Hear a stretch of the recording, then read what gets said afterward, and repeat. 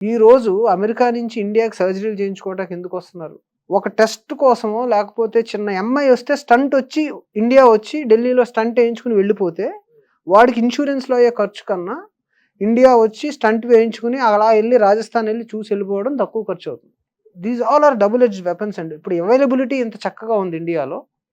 దాన్ని మనం కరెక్ట్‌గా ఆప్టిమైజ్ చేసుకోవడం అనేది మన కామన్ సెన్స్ మీద ఆధారపడి ఉంటది. అంతే. సో, టెస్టులు చేయించుకోవాలా లేదంటే every test has got a meaning. ఎవరు ఎప్పుడు చేయించుకుంటారనేది doctor can suggest you the test. These are the reasons. మీరెప్పుడైనా సరే ఒక డాక్టర్ పలానా టెస్టులు రాసినప్పుడు you always the right to question. Hmm. Sir ఎందుకు? ఓహో! కనపడుతుందా? కనపడదా? లేకపోతే so, what if I postpone this test? నాకు నాకు ఇదే ఊర్లో రాజమండ్రిలో నేను పెయిన్ కిల్లర్స్ రాస్తాను. నేచురల్‌గా ఆర్థోపెడిషియన్ నొప్పి బిళ్ళలు రాస్తాను. సో, వాడు మోకాలు నొప్పని వచ్చినప్పుడు నేను బ్లడ్ టెస్ట్ రాసేవాడిని. ఇప్పుడు అడగటం మానేశారు గానీ ఒక 5 ఏళ్ల కింద మోకాలు నొప్పి వస్తే కావాలితే ఎక్స్‌రే తీయండి గానీ రక్త పరీక్ష ఎందుకు? So, I has to tell him. అతని క్వెషన్‌లో జెన్యూనిటీ ఉంది. హ్మ్.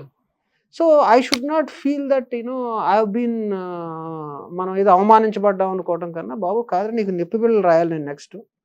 నీ కిడ్నీ ఫంక్షన్ సరిగ్గా లేకపోతే, నేను నొప్పి బిళ్ళలు రాస్తే కిడ్నీ ఫెయిల్యూర్‌కి ఎళ్ళిపోతావు నువ్వు. సో, నువ్వు ఇన్ని సంవత్సరాలు ఎప్పుడు చేయించుకొని ఉండవు కదా! అబ్బాయి చేయించుకోలేదండి. ఒకసారి చేయించుకో. అది బావుంటే మనం లేదు తేడా ఉంటే నేను వేరే మందులు రాస్తాను. He is happy.